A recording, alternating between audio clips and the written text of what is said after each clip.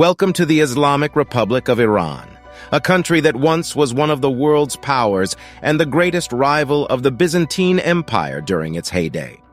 The Persian Empire during its peak controlled a vast territory from the deserts of Egypt to the highlands of Afghanistan and represented over 30% of the world's population at that time. However, in this video, we will not discuss the Persian Empire but its successor, Iran, specifically focusing on its economy.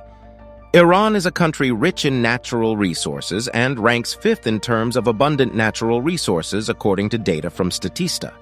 However, despite its abundant natural resources, Iran's per capita income does not match that of its Arab neighbors like Qatar or even Saudi Arabia. The main reason for Iran's economic stagnation is the sanctions and embargoes imposed by Western countries. So why did this happen? Chapter 1. Sanctions and embargoes imposed on Iran. Before delving into the details, let's first understand what sanctions and embargoes are. Sanctions are actions taken by countries or international organizations to exert political, economic, or diplomatic pressure on a specific country or entity. Embargo, on the other hand, refers to the restriction of trade or economic relations with a particular country or entity. Iran, a country rich in oil, has been the primary target of international sanctions and embargoes for several decades. Sanctions were first imposed in 1979 after the Iranian Revolution, and since then, they have expanded and tightened by many countries and international organizations. One of the main reasons for the imposition of sanctions and embargoes on Iran is its nuclear program.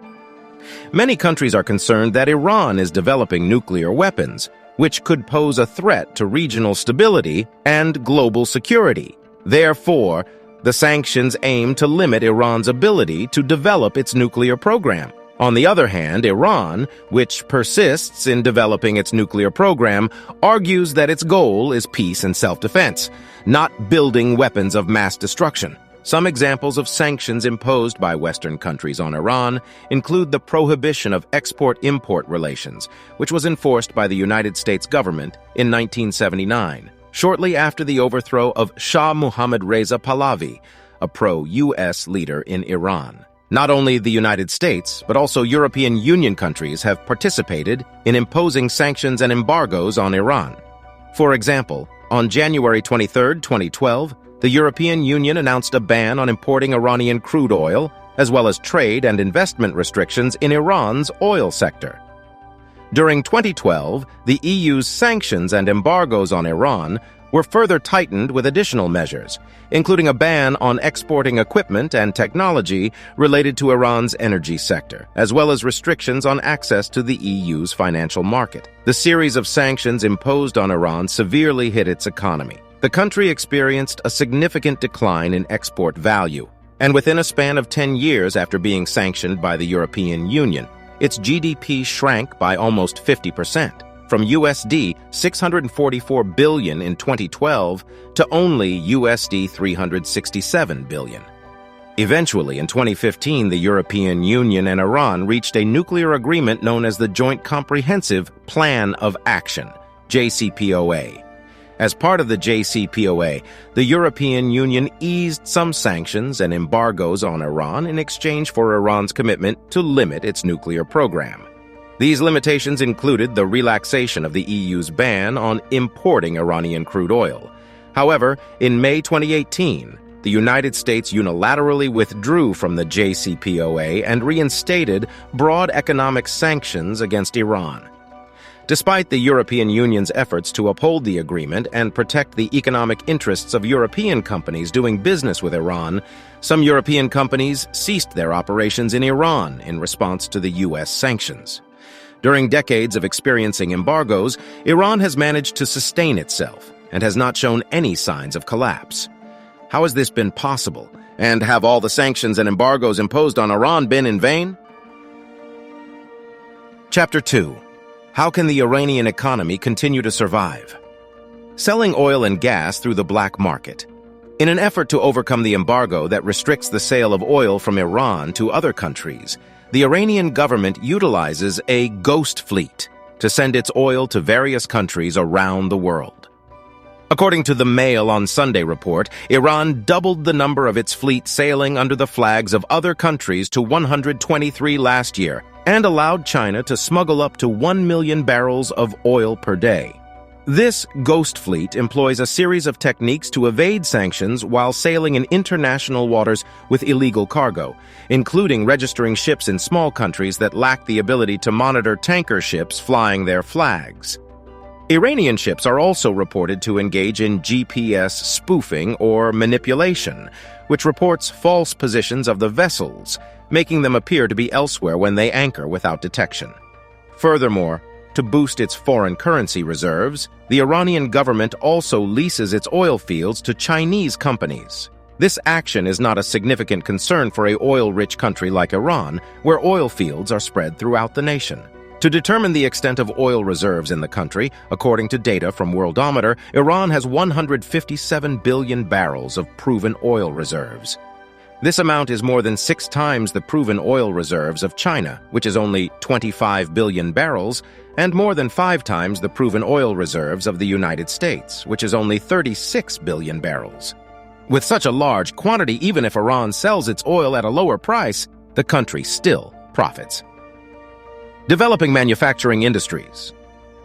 Sanctions and embargoes imposed on Iran have actually led to the growth of the country's manufacturing industry. The boycott and trade restrictions with Iran have provided momentum for the domestic manufacturing industry to substitute products that were previously obtained through imports from other countries. The domestic industry in Iran has even been able to produce their own national cars under the brands Khodro and Saipa. These cars are exported to neighboring countries such as Egypt, Azerbaijan, and even Bulgaria. In 2020, the sales of cars in Iran reached an impressive figure of 905,643 units, a remarkable number for a country that has been subjected to 3,600 economic sanctions up to the present day. The automotive industry in Iran is the second largest industry after the oil and gas industry, and it is also the largest automotive industry in the entire Middle East. The automotive market value in the country is worth $28.8 billion, contributing around 10% to its GDP, and this value is expected to continue growing over time. In addition to the automotive industry, Iran's defense industry has also experienced remarkable development. To gauge the progress of Iran's defense industry, in 2018, Iran introduced domestically developed fighter jets that they independently developed based on a copy of the American Northrop F-5 fighter aircraft, which they obtained when the relations between the two countries were still good. They named this fighter jet Hessa Kosar. After showcasing the prototype of the fighter jet, Iranian Defense Minister General Amir Hatami immediately inaugurated a factory for mass production of the aircraft located in the Isfahan province.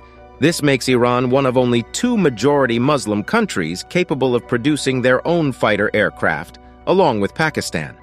Not only fighter jets, but Iran's missile and rocket industry has also experienced significant development under various pressures of embargoes and sanctions imposed on the country. They have successfully developed various types of rockets with varying ranges. There is even a claim by the Iranian government that one of Iran's rocket defense systems, the Bavar 373, is equivalent to the Russian S-300 system. If we imagine a scenario where Iran wasn't subjected to thousands of sanctions and embargoes, there is a high possibility that the country would become a regional powerhouse, posing a serious challenge to Russia's hegemony in the Middle East and Central Asia. It would also become a formidable presence for its Sunni neighbors.